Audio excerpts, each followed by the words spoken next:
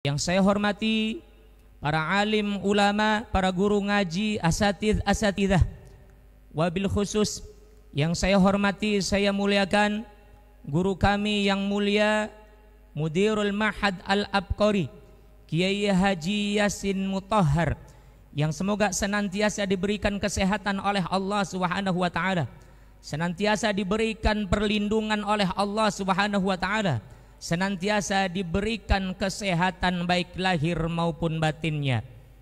Yang saya hormati seluruh asatidzah di Ma'had Al-Abqari, semoga semuanya senantiasa istiqamah di jalan Allah, semoga semuanya senantiasa diberikan kesabaran oleh Allah dalam membimbing semua santriwan santriwati yang ada di Ma'had Al-Abqari yang mempunyai moto yakni mencetak tunas-tunas ulama.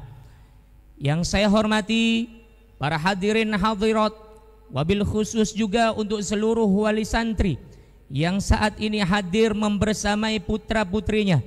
Yakinlah apa yang Bapak Ibu sekalian lakukan tidak ada yang sia-sia, tidak ada yang tidak bermakna. Yakinlah semua akan dibalas oleh Allah Subhanahu wa taala dengan balasan yang terbaik darinya. Allahumma amin ya rabbal alamin. Alhamdulillah, segala puji bagi Allah yang hingga saat ini masih memberi kesempatan kepada kita untuk tetap hidup di alam dunia. Di saat beberapa bulan yang lalu, saudara, banyak di antara teman-teman kita, kawan-kawan kita, kerabat kita yang terlebih dahulu dipanggil oleh Allah Subhanahu wa taala, walaupun kita tidak benar-benar tahu apakah mereka meninggal dunia memang karena wabah corona atau karena penyakit lainnya. Yang jelas hingga saat ini kita patut bersyukur kita sampai saat ini masih diberi kesempatan hidup oleh Allah Subhanahu. Salawat serta salam semoga senantiasa tercurah limpahkan kepada Rasulullah Muhammad sallallahu alaihi wasallam, kepada keluarganya, kepada para sahabatnya, kepada umatnya yang insya Allah kita termasuk di dalamnya, yang kelak di yaumil kiamah akan mendapatkan syafaatul uzma darinya. Allahumma amin ya rabbal. Saudara, Al-Fakir sangat bahagia pada kesempatan malam hari ini Al-Fakir bisa membersamai santriwan santriwati keluarga besar Ma'had Al-Abqari yang selama ini saya hanya bisa melihat dari kalender, yang selama ini saya hanya bisa melihat dari Facebook, yang selama ini saya hanya bisa melihat dari internet, yang selama ini saya hanya bisa melihat dari Twitter. Pada kesempatan malam hari ini saya bisa melihat secara langsung Ma'had Al-Abqari yang ternyata santri-santrinya luar biasa bercahaya wajahnya. Ternyata setelah dilihat karena memang kesorot lampu, saudara. Alhamdulillah, segala puji bagi Allah. Ini merupakan karunia terbesar yang Allah berikan kepada Al-Fakir pada kesempatan malam hari ini bisa berada di tengah-tengah keluarga besar Ma'had Al-Abqari yang tentunya yakinlah semuanya ini adalah skenario Allah Subhanahu wa taala yang antara satu mukmin dengan mukmin lainnya akan dipertautkan hatinya. Terlebih lagi ia mempunyai visi dan misi yang sama. Apakah itu? Yakni li'ila'i kalimatillah, menjunjung tinggi kalimat Allah Subhanahu wa taala. Saya berangkat dari Cirebon jam 10 sampai ke Banten pukul 2 siang. Apa yang saya rasakan sepanjang perjalanan itu? Tidak lain tidak bukan pinggang saya terasa panas. Kenapa Ustaz? Duduk capek di mobil. Sepanjang perjalanan itu, khususnya ketika saya sudah memasuki kawasan Banten, kemudian saya ziarah terlebih dahulu ke wilayah Masjid Agung Banten, yang di sana merupakan petilasan daripada Maulana Hasanuddin Banten. Saya berpikir, ya Allah ya Rabb, naik mobil saja luar biasa capeknya, jalannya mulus saja, jalan tol luar biasa lelahnya. Saya membayangkan bagaimana dulu Syekh Syarif Hidayatullah ketika beliau mendakwahkan Islam di bumi Banten, tidak ada jalan tol, tidak ada Innova, apalagi Avanza, apalagi Futura, saudara. Apa yang dilakukan oleh para aulia pada saat itu? Mereka mendakwahkan Islam, rela berlelah-lelah, rela bercapek-capek, rela meninggalkan keluarganya demi untuk mendakwahkan agama Allah Subhanahu wa ta'ala. Makanya di sini saya sebelum ceramah Maulid saya mau tanya dulu, kira-kira semua yang hadir di sini saya disuruh ceramah tentang sejarah Nabi atau sejarah Sunan Gunung Jati? Siapa yang mau sejarah Nabi angkat tangan? Siapa yang mau cerita Sunan Gunung Jati angkat tangan? Dua-duanya. Wah. Saudara, berbicara dengan Banten, ini kita tidak bisa terlepas dari sejarah daripada Syekh Syarif Hidayatullah. Ratusan tahun yang lalu, sebelum Islam benar-benar membumi di tanah Jawa, tanah Jawa dikuasai oleh kerajaan Hindu dan Buddha. Khususnya di Jawa Barat ini saudara, semua dikuasai kerajaan Hindu. Itulah yang disebut dengan kerajaan Pajajaran dengan rajanya yang bernama Prabu Siliwangi. Ketika itu Prabu Siliwangi sedang melakukan sidak, sedang melakukan kunjungan ke wilayah-wilayah daerah kekuasaannya. Ketika Prabu Siliwangi kemudian sampai di wilayah Karawang, di sana ada syekh namanya Syekh Kuro, punya pondok pesantren. Ternyata ada santrinya yang kemudian disukai oleh Prabu Siliwangi, namanya Nyimas Subang Larang. Ternyata ini Prabu Siliwangi tertarik dengan santrinya Syekh Kuro, maka Prabu Siliwangi berminat untuk menikahi Nyimas Subang Larang ini.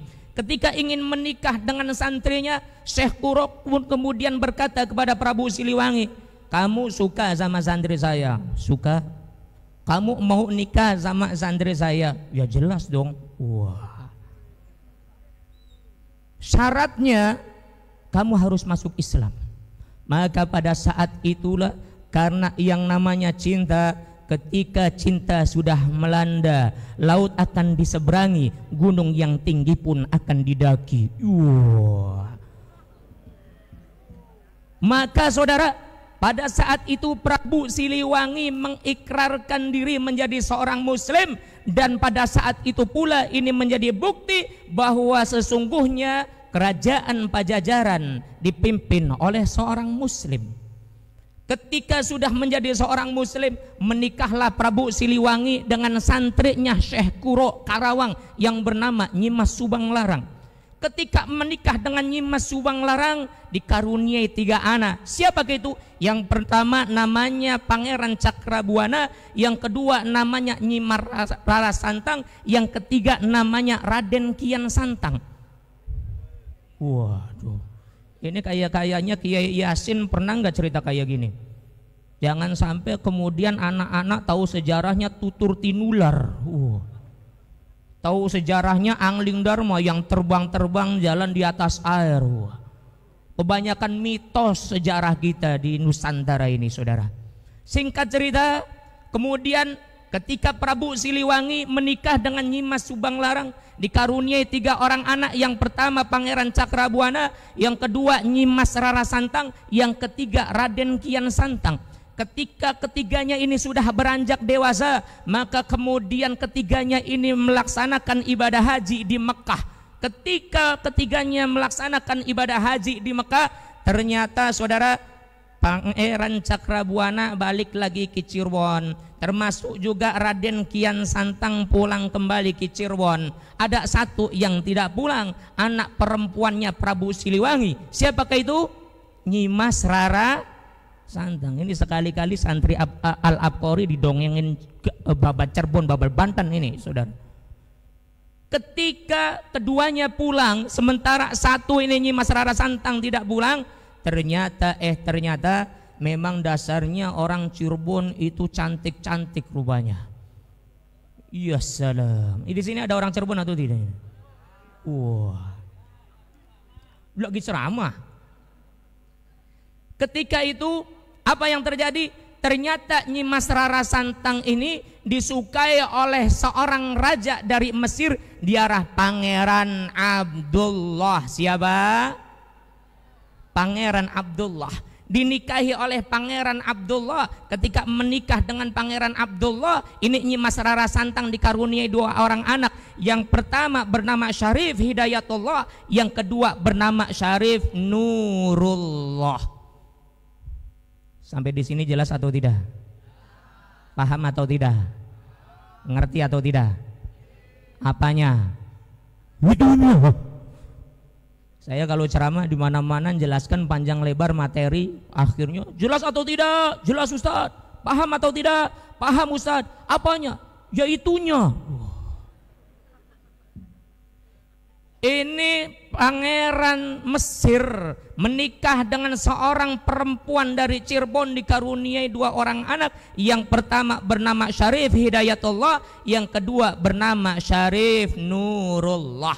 Ketika kecil, Syekh Syarif Hidayatullah beserta adiknya Syarif Nurullah ini ditempa dengan bimbingan Al-Quran, ditempa dengan bimbingan Islam, ditempa dengan bimbingan syariat Allah Subhanahu wa Ta'ala.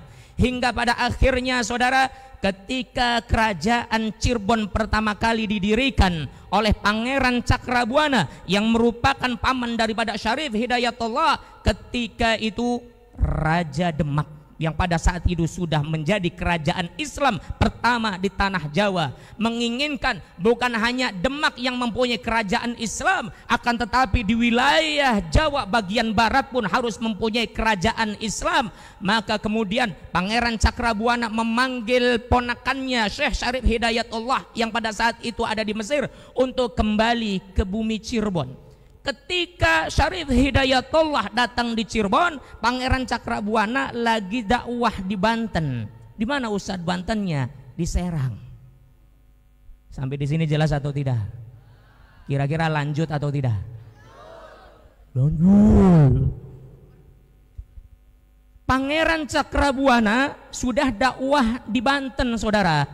Ketika itu Syarif Hidayatullah sudah datang ke Cirebon, nanya, mana paman saya? Oh, lagi dakwah di Banten. Maka pada saat itu pula kemudian Syarif Hidayatullah berangkat ke Banten membantu perjuangan dakwah pamannya yang bernama Pangeran Cakrabuana.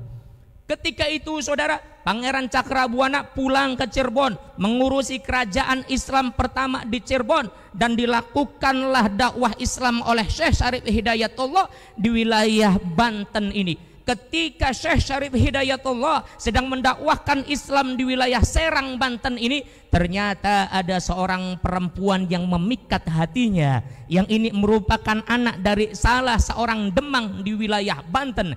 Dialah yang bernama Nyimas Kaung Wanten. Rupanya perempuan-perempuan Banten juga nggak kalah cantik sama perempuan Cirebon. Syekh Syarif Hidayatullah tertarik.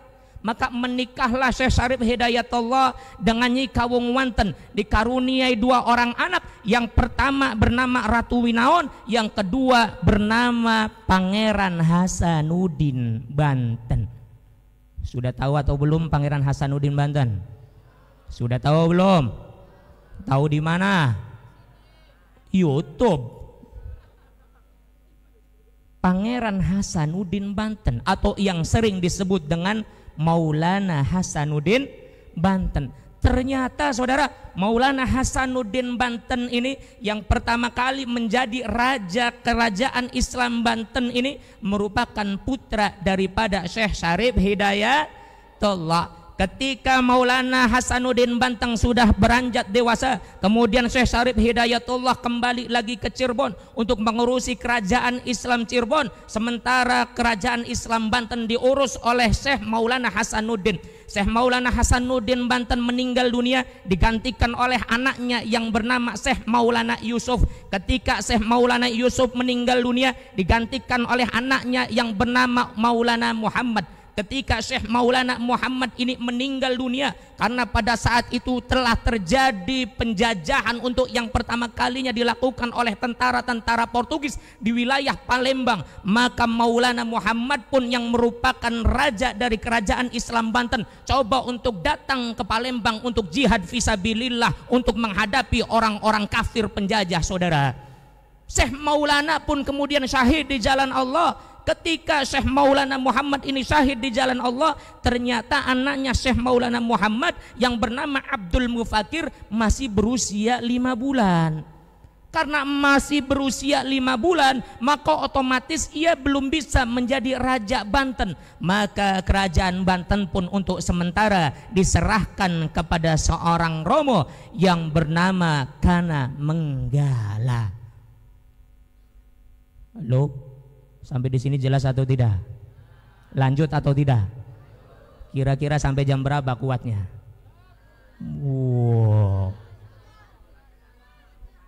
Saudara, ketika Sultan Muhammad meninggal dunia, digantikan oleh Kama Menggala. Ketika Kama Menggala ini menggantikan Abdul Mufakir, dan Abdul Mufakir pun kemudian beranjak dewasa, diserahkan kemudian tahta kerajaan Islam Banten kepada beliau. Maka pada saat itu Banten semakin hebat, Banten semakin mantap. Jangankan orang-orang kafir penjajah coba untuk bekerja sama dengan Kesultanan Islam Banten, sekedar untuk meminggirkan, melabuhkan kapal-kapalnya sekalipun dilarang oleh Syekh Abdul Mufakir. Baginya tidak boleh ada kerjasama dengan kaum kafir penjajah. Wah, kira-kira hebat atau tidak Banten? Mantap atau tidak? Ini saudara, karena pihak Belanda ngelihat ini kurang ajar ini. Batavia sudah berhasil ditaklukkan oleh tentara-tentara Portugis, termasuk juga oleh tentara-tentara Belanda. Sementara Banten tidak mau diajak kompromi, Banten tidak bisa diajak baik-baik. Maka pada saat itu pula kemudian ketika Abdul Mufakir meninggal dunia, maka digantikan tahtanya oleh anaknya yang bernama Sultan Ageng Tirtayasa. Sultan Ageng Tirtayasa lebih keras lagi. Mungkin kalau sekarang disebutnya golongan Islam radikal. Garis keras. Jangankan kemudian mau untuk bekerja sama dengan orang kafir penjajah, sekedar untuk bertemu saja anti bagi Sultan Ageng Tirtayasa ini. Melihat ini kurang ajar. Satu-satunya kesultanan Islam yang tidak bisa diajak kerjasama, tidak bisa diajak kompromi cuma Banten. Sementara yang lain sudah kena, termasuk Cirebon sendiri sudah kena, sudah diintervensi, sudah diobok-obok, sudah dikendalikan oleh kaum kafir penjajah. Ketika itu Sultan Ageng Tirtayasa ada urusan kekhilafahan Utsmani, ada tugas untuk mengurus urusan luar negeri antara Kesultanan Islam Banten dengan kekhilafahan Islam yang ada di Utsmani. Ketika itu kemudian Sultan Ageng Tirtayasa menyerahkan urusan dalam negeri kepada anaknya yang bernama Raden Anom, saudara.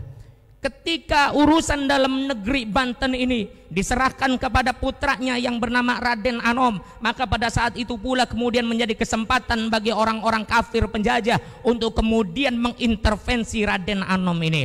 Kamu itu sudah berkuasa, kamu itu sudah pantas jadi pemimpin, kamu itu sudah pantas jadi raja. Bapak kamu itu sudah nggak tahu kemana rimbanya, ngurusin luar negeri saja, ngurusin masalah khilafah saja, di sana yang jauh dari tanah airnya. Udah, kamu yang berhak dan pantas menjadi raja Banten. Maka pada saat itu pula Raden Anom pun kemudian terpengaruh oleh hasutan-hasutan Belanda, sehingga kemudian Raden Anom membenci ayahnya Sultan Ageng Tirtayasa ini. Maka mulai pada saat itulah tahun 1680 Masehi, Banten mulai diintervensi oleh kaum kafir penjajah.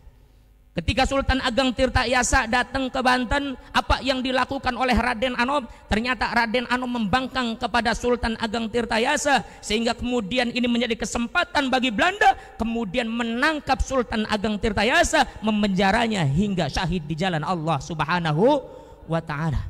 Mulai pada saat itulah Banten dikendalikan oleh kaum kafir penjajah. Kalau sampai sekarang gimana Ustaz? Masih dikendalikan sama penjajah atau tidak? Wah, tanyanya sama Pak Kiai. Ustaz, kalau sekarang Banten gimana? Apakah sudah tidak ada lagi pengaruh kaum kafir penjajah? Wallahu a'lam bishawab. Tanya sama Ustaz. Apakah sudah tidak ada lagi intervensi penjajah di tanah Banten? Apa semakin nemen, kata orang Cirebon bilang. Semakin parah. Yang diintervensi bukan hanya raja, akan tetapi ekonominya juga diintervensi. Yang diintervensi bukan hanya raja, akan tetapi politiknya juga diintervensi. Yang diintervensi bukan hanya raja, akan tetapi semua sendi kehidupan dikendalikan oleh kaum kafir penjajah. Ustaz, tapi sekarang kan enggak ada Belanda. Sekarang kan sudah tidak ada Inggris. Sekarang kan sudah tidak ada Prancis. Sekarang kan sudah tidak ada Portugis. Mana penjajahnya? Ada, saudara. Siapa yang jadi penjajah saat ini? Mereka itulah orang-orang yang bermata sipit yang ada di jauh sana. Siapa usah ditunya? Wis ngerti dewek bae lah, ora usah dijelasaken. Saudara, itulah sejarah. Dan kita sebagai orang-orang yang beriman oleh Allah Subhanahu wa taala dikisahkan bagaimana umat-umat terdahulu agar apa? Agar kemudian semuanya itu dijadikan pelajaran oleh kita. Agar apa? Agar kita lebih hati-hati lagi dalam menjaga akidah, dalam menjaga prinsip, dalam menjaga iman, dalam menjaga ukhuwah Islamiyah, agar tidak sampai kemudian kita diadu domba oleh kaum kafir penjajah. Allahu Akbar. Saudara-saudara kaum muslimin yang dimuliakan Allah Subhanahu wa taala. Nah, itu cerita Banten. Ustadz, boleh nggak ceritanya sampai subuh? Boleh. Tapi sayanya nggak kuat, saudara. Itu cerita Banten sekilas. Jadi ternyata Banten ini punya silsilah, punya nasab yang sampai kepada Syekh Syarif Hidayatullah yang sekarang ini digunakan namanya oleh UIN yang ada di Tangerang, yang ada di Ciputat. Itulah Syekh Syarif Hidayatullah. Ternyata digunakan juga oleh UIN di Bandung, UIN Sunan Gunung Jati. Ternyata nama-nama wali kita, saudara, digunakan oleh perguruan-perguruan tinggi Islam kita, digunakan oleh universitas-universitas Islam kita. Tapi ternyata sekarang nampaknya ada yang beda. Bedanya apa Ustaz? Kalau dulu para wali mereka itu mendakwahkan Islam agar umat itu benar-benar mantap beriman kepada Allah, agar umat ini benar-benar yakin kepada Allah, agar umat benar-benar tunduk dan patuh dengan aturan-aturan Allah Subhanahu wa taala. Akan tetapi sekarang, saudara, ternyata banyak universitas-universitas, banyak perguruan-perguruan tinggi Islam yang menggunakan nama para wali, akan tetapi di dalamnya dididik, diajari agar umat tidak yakin kepada Islam, agar umat semakin jauh dari Islam, agar umat semakin ragu terhadap agama Allah Subhanahu. Sampai di sini jelas atau tidak? Paham atau tidak? Ngerti atau tidak? Apanya?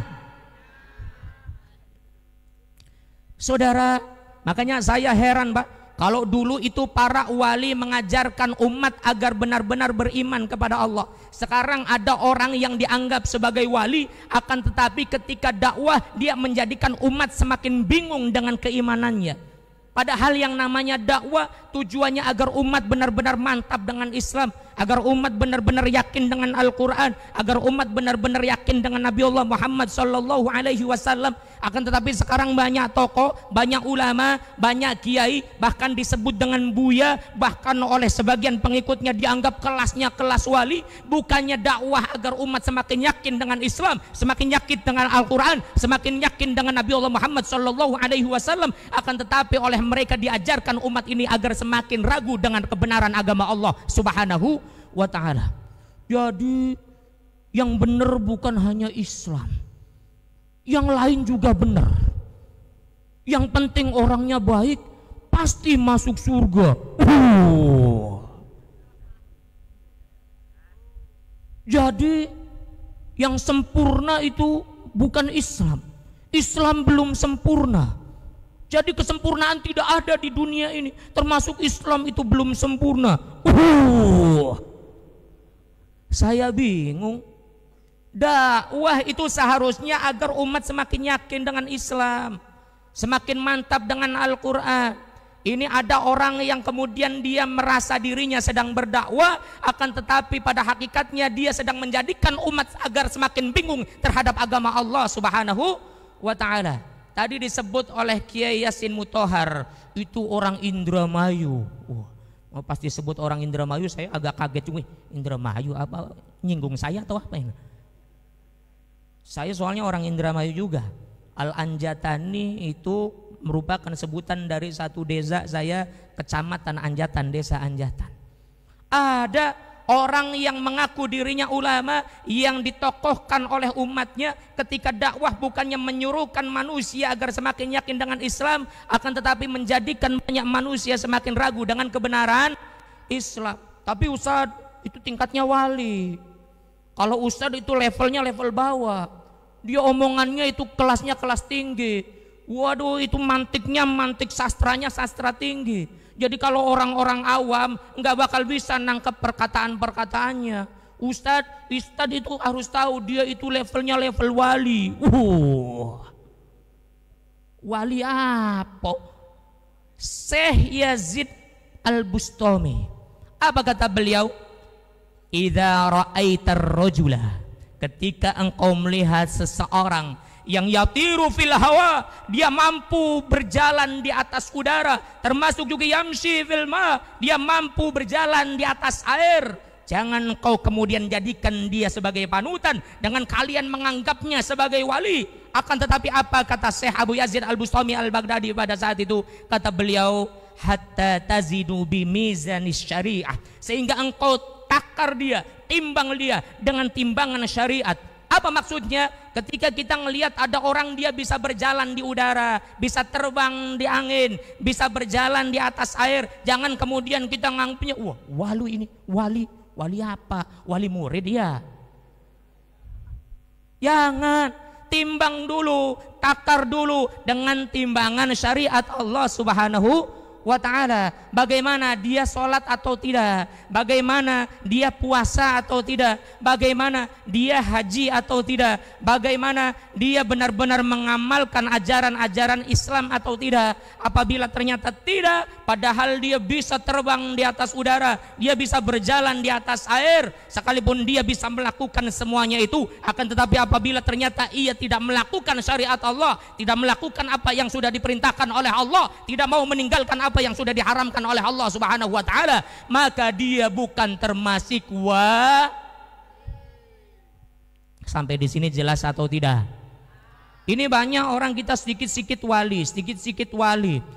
Bukan apa-apa Ustadz, dia anaknya ulama, dia anaknya kiai gedean, dia anaknya habaib, dia anaknya syekh, seboto daeng.